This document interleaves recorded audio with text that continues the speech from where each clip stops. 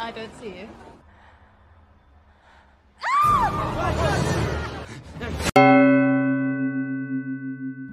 Halo Rebahaners, Assalamualaikum. Gimana lebarannya kemarin?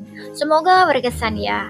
Di video kali ini aku akan merekap film horor yang udah ikonik banget guys. Judulnya Scream 6 tahun 2023. Lagi-lagi teror Ghostface kembali muncul. Tapi di film kali ini bukan Sydney yang diteror, melainkan dua saudari yang menjadi tokoh utama di film sebelumnya, yaitu Sam dan Tara. Pasca kejadian traumatis di kota Woodsboro, Sam dan Tara memutuskan untuk pindah ke kota New York. Tapi ternyata ada saja psikopat yang masih terinspirasi dengan Ghostface dan meneruskan teror di kota New York, di mana Sam dan Tara tinggal saat ini. Sebelum kita mulai alur lengkapnya, terima kasih buat yang sudah subscribe channel ini ya. Kalau kalian suka sama videonya, boleh dong tekan tombol like-nya juga. Biar nggak penasaran lagi, langsung saja yuk nonton alur ceritanya berikut ini.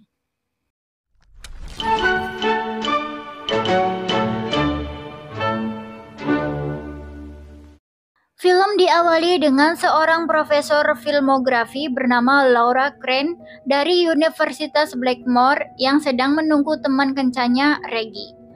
Tak lama Reggie menelpon. Ia memberitahu Laura bahwa dirinya tidak dapat menemukan tempat Laura berada. Dalam percakapan di telepon, Laura menjelaskan bahwa ia seorang profesor film. Ia khusus mengajar tentang film dengan genre penjagal. Kebetulan Reggie sangat menyukai film bergenre tersebut. Reggie meminta Laura mendeskripsikan tempat mereka akan bertemu, sambil meminta Laura keluar. Reggie lalu berkata bahwa ia sudah berada di seberang gang gelap. Laura pun yang sebagai profesor film penjagal dengan mudahnya percaya orang yang baru ia kenal dengan mendatangi gang gelap tersebut. I don't see anybody.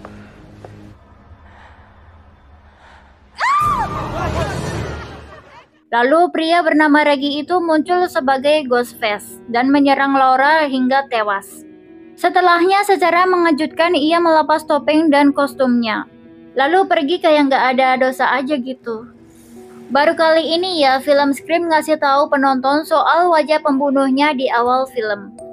Ternyata si pembunuh tadi yang aslinya bernama Jason adalah kenalan Tara karena mereka satu universitas, bahkan satu kelas.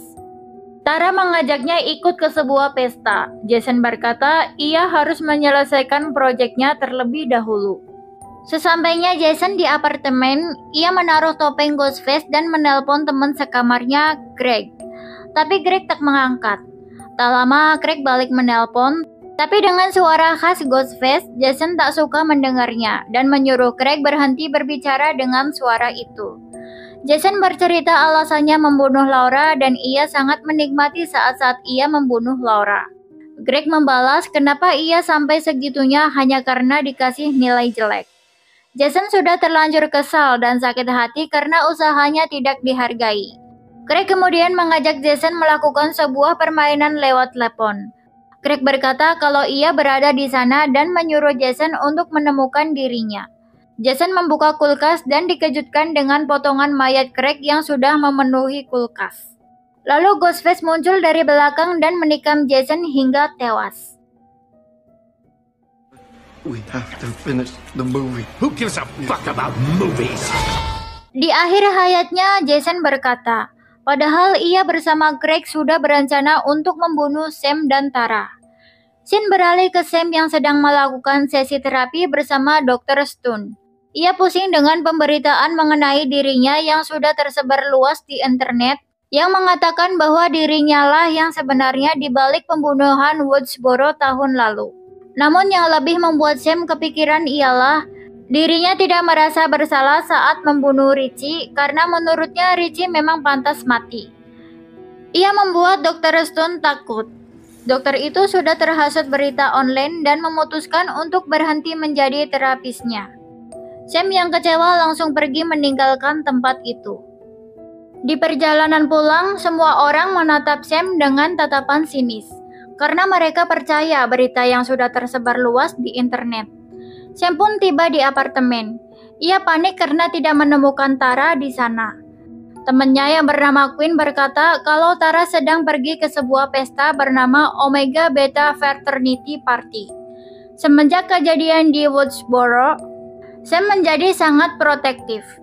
Ia pun segera pergi menyusul ke tempat Tara berada untuk memberinya taser gun supaya lebih aman. Mindy dan Chad pun berada di pesta itu. For your information, mereka adalah korban selamat di film sebelumnya. Di pesta itu, kita juga diperkenalkan dengan karakter baru bernama Ethan, teman sekamar dari Chad, dan Anika, kekasih Mindy. Anika memberitahu Chad bahwa Tara sedang digoda oleh pria bernama Frankie. Saat Tara dan Frankie hendak ke atas, Chad muncul menyuruh Frankie untuk berhenti. Tapi Frankie tidak mau. Saat terjadi cekcok antara mereka berdua, Sam datang dan langsung memberi Frankie sengatan taser gun di bagian anunya. Hehe. Mereka pun akhirnya meninggalkan pesta, dengan Tara yang terlihat sangat kesal karena Sam terlalu overprotective. Ia tak mau hidup di masa lalu. Tiba-tiba saja ada beberapa netizen yang menyiram Sam dan mengumpat dirinya seorang pembunuh dari Woodsboro. Sam emosi dan adu cekcok dengan mereka. Setibanya di apartemen, Quinn mencoba menenangkan Tara. Ia bercerita kalau ayahnya pun menjadi sangat protektif semenjak kematian kakaknya. Jadi ia mencoba memberitahu Tara bahwa yang dilakukan Sam itu tidak sepenuhnya salah. Ayah dari Quinn ini adalah seorang detektif di kepolisian kota New York yang bernama Wayne Bailey. Chad menghampiri Tara. Ia memberikan kode bahwa dirinya menyukai Tara. Saat mereka hendak berciuman, Quinn datang. Tara yang tadinya emosi pun jadi senyum-senyum sendiri. Cie. Sam pun ternyata diam-diam mulai PDKT dengan tetangganya yang bernama Danny. Namun ia belum bisa sepenuhnya percaya kepada Danny. Saat mereka sedang menonton TV, Sam melihat berita soal pembunuhan yang dilakukan Ghostface kepada Jason dan Craig. Sam langsung panik dan mengajak Tara untuk meninggalkan New York. Namun ia ditelepon detektif Wayne yang ingin mendapatkan keterangan darinya karena ia mendapat kartu identitas Sam berada di TKP bersama topeng yang digunakan pembunuh tahun lalu. Di saat perjalanan menuju TKP bersama Tara, Sam ditelepon oleh Ghostface lewat nomor ponsel Richie. Si Ghostface memberitahu Sam bahwa Jason dan Craig berniat membunuh Sam dan Tara. Sam bertanya kenapa Ghostface itu menolongnya. Namun itu bukanlah niatan Ghostface. Si pembunuh ini berencana menjadikan Sam kambing hitam dengan meninggalkan kartu identitas Sam di TKP, agar para netizen semakin percaya bahwa Sam seorang pembunuh. Lalu Ghostface muncul dan hendak menyerang Tara. Mereka berhasil kabur dan masuk ke minimarket. Namun Ghostface ikut masuk ke sana dan membunuh beberapa orang, termasuk pemilik minimarket.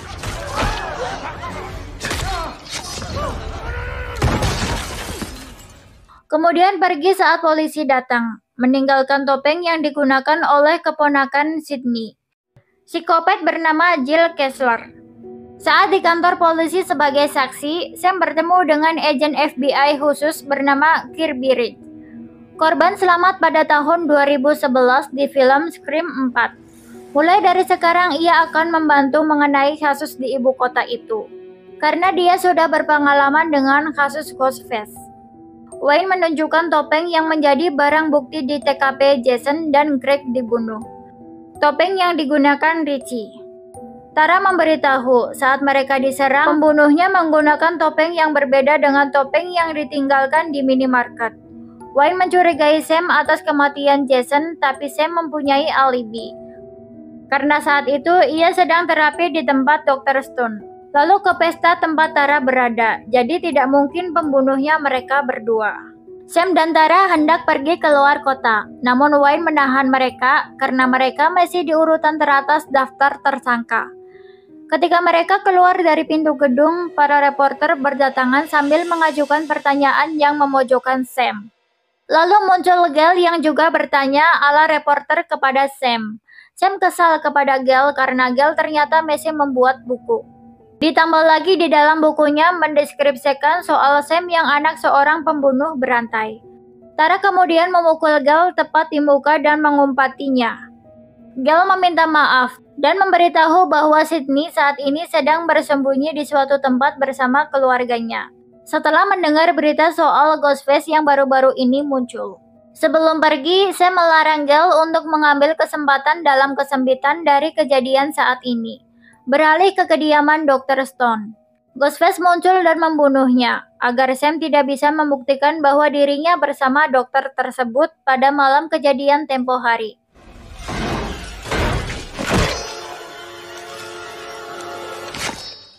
Psikopat itu mengambil file Sam sebagai pasien Dr. Stone, dan lagi-lagi meninggalkan topeng di sana. Kali ini topeng yang dipakai psikopat di film Scream ketiga. Sepertinya kali ini si Ghostface tidak hanya ingin membuat sequel, melainkan franchise. Udah kayak orang lagi buka usaha aja ya kan? Kirby dan Wayne mencari keterkaitan antara kejadian saat ini dengan kejadian-kejadian di masa lampau. Si psikopat kali ini ingin membuat franchise dengan alur mundur. Dimulai dari menaruh topeng Scream 4 di TKP lalu mengakhirinya dengan topeng Scream 1. Yang mana psikopatnya ialah ayah dari Sam. Wayne kembali mencurigai Sam karena menganggap Sam sengaja membunuh Dr. Stone agar tidak bisa bersaksi atas dirinya. Tapi Kirby menganggap ada seseorang yang ingin membuat Sam terlihat buruk di mata publik. Di sisi lain, Sam dan Tara bersama teman-temannya sedang mencari tahu pola dari kejadian-kejadian belakangan ini. Mindy menjelaskan bahwa psikopat kali ini bertingkah layaknya di film Step 2. Karena menurutnya kali ini adalah franchise, siapapun bisa menjadi tersangkanya dan siapapun bisa pula mati sekalipun itu Sam dan Tara. Tidak ada yang benar-benar bisa dipercaya kali ini. Singkat cerita, mereka sudah berada di apartemen dan memutuskan untuk tinggal bareng sementara demi keselamatan bersama. Dari seberang, Daddy melihat Ghostface yang berdiri di belakang Queen yang sedang rebahan. Danny meneriakinya tapi suaranya tidak terdengar. Ia mencoba menelpon Sam tapi Sam pun tidak menjawabnya. Akhirnya Queen pun harus berakhir di tangan Ghostface. Run.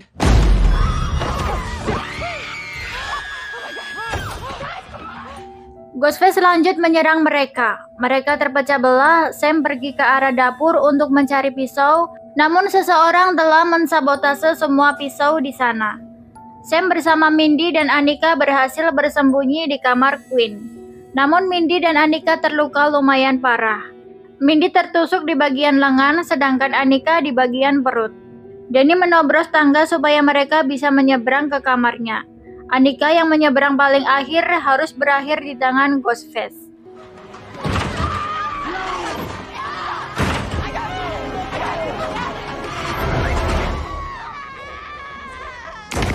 Dan seperti sebelumnya, Ghostface meninggalkan topeng di TKP. Kali ini topeng dari Scream 2. Paginya polisi dan ambulans sudah memenuhi TKP. Wayne secara resmi dibebas tugaskan dari kasus ini. Itu wajar karena salah satu korbannya adalah anaknya sendiri. Tapi Wayne berencana untuk bekerja sama dengan Sam demi membalaskan kematian anaknya. Sam bercerita kepada Danny kalau ada seseorang yang dengan sengaja mengambil semua pisau di dapur. Danny berkata jangan percaya kepada siapapun, termasuk dirinya.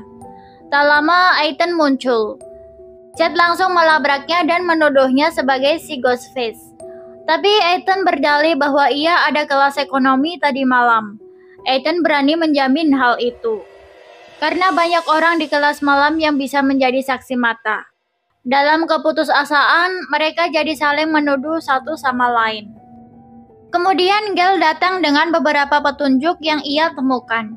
Ia membawa Sam dan yang lain ke gedung bioskop terbengkalai, yang sudah ditata sedemikian rupa menjadi museum khusus Ghostface. Di sana ada model kostum lengkap Ghostface yang digunakan dari Scream 1 sampai 5. Ada juga senjata yang digunakan Ghostface saat melancarkan aksinya. Bahkan ada sisa barang bukti yang berada di setiap TKP. Semua itu ternyata dibeli oleh Jason dan Craig dengan cara menyuap polisi korup. Ghostface yang masih berkeliaran sepertinya sudah lebih dulu mengetahui tempat itu, karena ada 3 topeng yang hilang.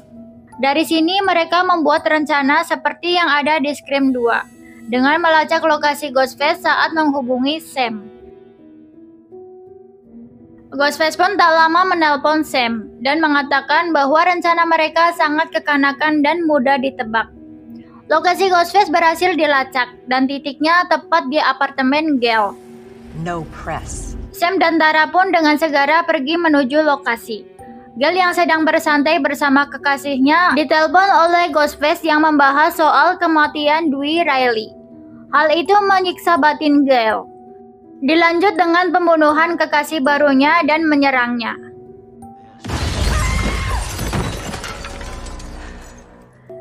Gail sempat melakukan perlawanan dengan baik, namun pada akhirnya Ghostface berhasil membuatnya terluka parah. Untungnya Sam dan Tara datang di saat Ghostface hendak mengakhiri nyawa Gail.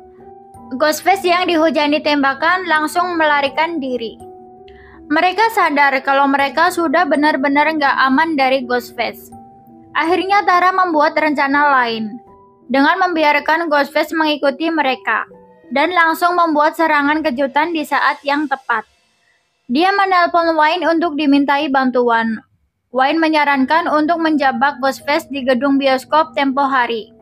Nantinya Kirby juga akan di gedung itu untuk membantu menjebak Ghostface. Mereka pun memulai rencananya. Namun saat di stasiun Gambir, Mindy dan Ethan terpisah dari rombongan. Saat menaiki kereta selanjutnya untuk menyusul, muncul Ghostface yang kemudian menusuk Mindy.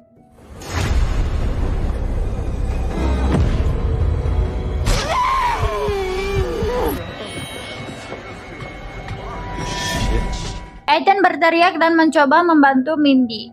Untungnya nyawa Mindy masih terselamatkan. Sam, Tara, Chad, dan Danny sudah dekat dengan gedung bioskop. Kirby bergabung dengan mereka. Sam yang kurang percaya dengan Danny memutuskan untuk menyuruh Danny berhenti mengikutinya. Setelah mereka masuk ke dalam gedung, Kirby langsung mengunci pintunya supaya tidak ada jalan keluar bagi Ghostface. Sam meminta senjata kepada Kirby, tapi Kirby menolak memberinya karena senjata lebih aman dipegang olehnya saja pikirnya. Setelahnya mereka berpencar, Chad dan Tara terpisah dengan Sam yang pergi sendirian ke dalam museum Ghostface. Dari pantulan kaca muncul sosok ayahnya, Bill Loomis, si Ghostface pertama. Sosok itu menyuruhnya untuk tetap waspada dan jangan mempercayai siapapun. Lalu Sam mengambil pisau yang digunakan ayahnya sebagai Ghostface dari balik kaca. Di sisi lain, Chad dan Tara mulai semakin dekat dan akhirnya mereka pun berciuman. Wayne menelpon Sam dan berkata kalau Kirby lah psikopatnya. Kirby sudah diberhentikan dari FBI karena mentalnya yang tidak stabil. Wayne menyuruh Sam untuk cepat-cepat keluar dari sana secepatnya karena berbahaya. Sayangnya kunci pintu dipegang Kirby, dan tiba-tiba muncul Ghostface yang menyerang Tara dan Chad. Tapi Chad berhasil menjatuhkannya. Sam datang, mereka bertiga pun mencari jalan keluar. Tapi lagi-lagi muncul Ghostface dan sekali lagi Ghostface ditumbangkan oleh Chad.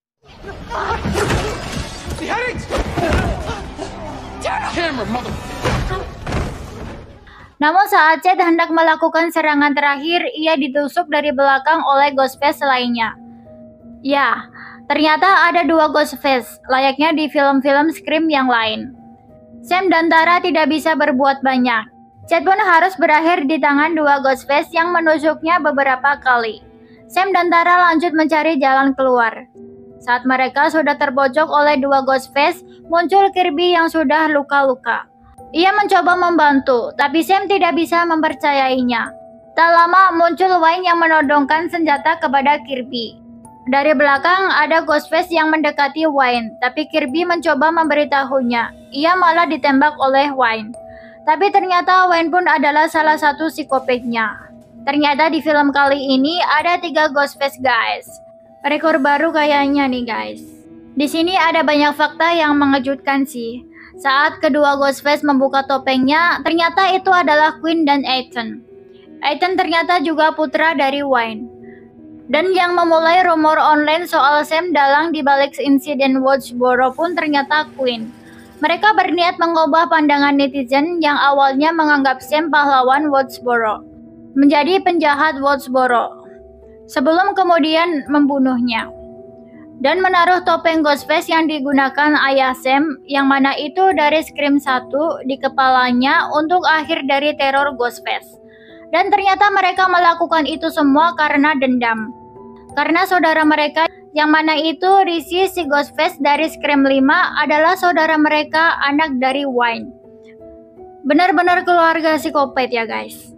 Koleksi yang ada di bioskop itu pun adalah milik Richie, bukan milik Jason dan Craig. Dan Wayne sengaja menuntun mereka ke gedung itu agar bisa membunuh Sam dan yang lain di museum yang dibangun anaknya tercinta, Richie. Mengetahui Wayne sangat menyayangi salah satu putra psikopatnya, Sam memprovokasinya dengan menjelek-jelekan Richie. Quinn yang terpancing berhasil ditumbangkan sementara oleh Sam. Kirby yang ternyata masih hidup menembaki Wayne. Dari sini counter attack dimulai. Sam menusuk ke Ethan berkali-kali. Sam dan Tara mencoba keluar lewat loteng untuk mencari bantuan. Tapi Tara berhasil dijatuhkan oleh Wayne. Sekarang Tara harus melawan Ethan dan Sam melawan Quinn yang sudah ada di atas juga. Tara tertusuk di bagian perut, tapi ia berhasil menancapkan pisau di mulut Ethan. Quinn yang melihat hal itu hilang kendali, tapi ia harus berakhir di tangan Sam dengan peluru yang bersarang di kepalanya. Kini tersisa Wayne seorang. Terjadi perkelahian antara Sam dan Wayne yang membuat mereka berdua jatuh ke bawah. Sam yang sudah sadar lebih dulu menelpon Wayne dengan suara Ghostface, sebelum kemudian muncul dengan kostum Ghostface dan menusuk Wayne secara bertubi-tubi.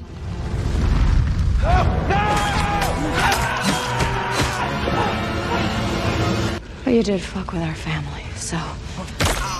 Setelahnya, Sam dan Tara santuy sejenak. Lalu Ethan muncul sebentar hanya untuk diakhiri oleh Kirby. I saw that in a scary movie once. Lalu Danny datang membawa para polisi dan ambulan. Secara super ajaib, Seth masih hidup dong. Dad. Dad. How are you alive? Before. You don't look okay. Oh my God, we all survived. It's a twist and a twist. Dan film ini diakhiri dengan Sam yang membuang topeng Ghostface 1 lalu pergi bersama Tara.